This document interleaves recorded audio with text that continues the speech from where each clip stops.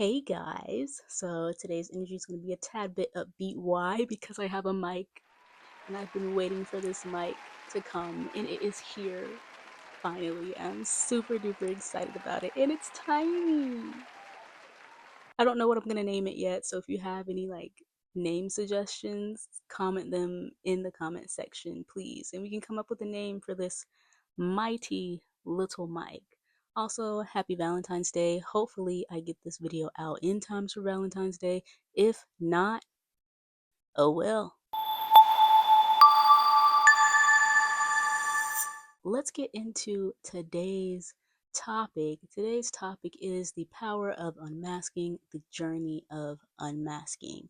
And masking is something that a lot of people in the neurodivergent community struggle with. If you're unfamiliar with what masking is basically when you are suppressing your neurodivergent tendencies like um, avoiding eye contact or shaking your leg or moving your arms around for stimming or vocal stimming when you're like la da da da da da da, or when you have like a song in mind and you want to like sing it out loud, like that's a vocal stim, and a lot of other things, but that's just a small list of unmasking tendencies. um and the opposite of that is masking, where you're just like holding it in. You're not stimming, you're not doing any vocal stems, you're making intense eye contact with the person in front of you, things of that nature. And masking is like a filter, so if you've spent your entire life filtering yourself, then you know how exhausting and draining and debilitating that can be on your person. So the journey of unmasking is as if you are basically naked on the stage and everybody's looking at you. Well, not naked, but at least in your underwear. At least give yourself something to wear, but it's still quite embarrassing and daunting. For a lot of neurodivergent people, masking can be extremely exhausting and just not fun, to the point where they don't even know who they are anymore. They've been masking for this long, for years on end, and they're just like, who the heck am I? So for me, I'd notice I'm masking when I am extremely bubbly in spaces to make other people comfortable. And instead of talking in like a very calm, neutral tone, I would be like, oh my gosh, how are you doing? I hope everything's well, and da da da, just being extra. And I didn't realize how exhausting that was until one, I started to really self reflect. Two, I noticed I was around the wrong people. And three, being around those wrong people made me realize that they were the reason why I was masking in the first place. At first, I thought this was like how life was supposed to be. You're supposed to be outgoing, you're supposed to be bubbly for people to get comfortable with you, for people to like you, and things of that nature. But then when I like sat down and asked myself, why do things feel off? Why does this feel like an act? Why does this feel as if I am on a stage performing? And when I got down to the nitty gritty of it, essentially, yeah, I was performing, or some people like to say, being fake. I mean, masking is essentially that. You're not being who you really are. You're trying to appease people to make them comfortable so you don't make them uncomfortable, and then making them uncomfortable makes you uncomfortable in turn. And then you feel guilty, and then you get into the people pleasing, and then yeah, so then it just gets extremely exhausting. So once I realized that I was like performing to make other people comfortable, that's when things started to get a little rocky, a little scary, because then I realized, oh crap, I have to be myself. But who is that? Who is myself? Who is that? I don't know. I have no idea. She's buried down there somewhere. But I've put up all these layers to the point where I'm just like, now I got to do some digging. And the thing about unmasking is that you're not only changing how you act, it's also having other people ask, like, are you okay? Like, you weren't acting like this before. Like, what's going on? Why aren't you being bubbly like you were? Like, what's up? What's good? You okay? And then having to explain that over and over and over gets really annoying. once you start pulling back those layers and showing up as your real self, people will start asking, like, are you okay? What's wrong? You weren't acting like this before. Like, what's good? Like, things of that nature. And it's only because they were used to you masking all the time. They were used to, for me, and for like, I can only speak for myself. They were used to the bubbly version of me. They were used to me, like, matching their energy. They were used to all of that. Like, yes, I can do those things. But the thing is, me matching energy, me being bubbly, that was me all the time. Me all the time. But the thing is, when I felt safe, I felt as if I could actually like relax. I didn't have to be bubbly all the time. Like I could get there. I could get there if I wanted to. But majority of the time, I didn't have to do that because I felt safe in some areas, some situations, some friendships, etc., etc. The thing that led me to be on my masking journey anyway is the hiccups and the mistakes that I've made through the friendships that I've had throughout the years. I've made mistakes, I've messed up, I've hurt people's feelings, people have hurt my feelings. It's a part of life, but with those friendships that have ended, I've learned that, man, I really wasn't being myself, and unmasking isn't something that's gonna happen overnight.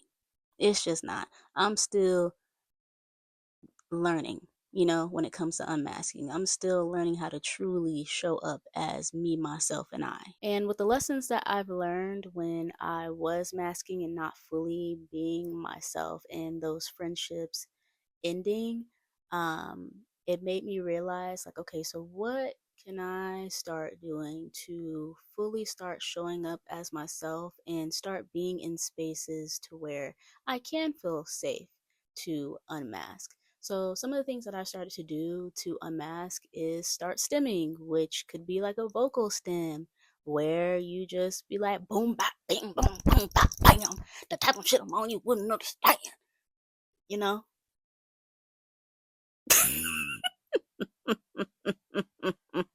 Yeah, stuff like that. Or shaking my leg. I do that a lot. I've always done that a lot. People would ask me like, "Are you anxious? Am I making you anxious? Like, what's going on?" I'm like, I don't understand how shaking your leg could be seen as anxiety. From my perspective, I don't really see that. I'm just shaking my leg just to shake it because it feels good. I like the bounce of my thighs. I like the jiggliness of my thighs. That's it. Another thing that I'm learning when it comes to unmasking is, of course, I talked about it in my last video, um, which you can watch here. Teehee. You can watch here. I don't even know if I'm pointing right in the right direction. It's gonna be up here somewhere. Anyway, I talked about it in my last video briefly about how I was people pleasing. I didn't have any boundaries, and boundaries is something that I am definitely working on when it comes to unmasking and saying no, and saying in oh, or saying like I don't have the energy for that right now, or I'm gonna stay in the house. I'll hang out with you next time. Things like that. Because saying yes all the time, no, no. Save that energy for you. Recharge so that you can fill your cup.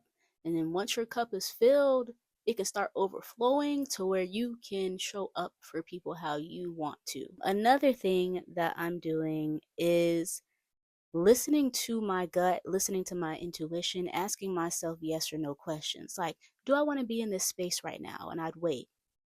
And if that like charged feeling happens in my stomach, that means a yes. Or if like a twisting feeling happens in my stomach, that means a no. And I listen to that. I listen to it the first time. I do not second guess it, because second guessing your intuition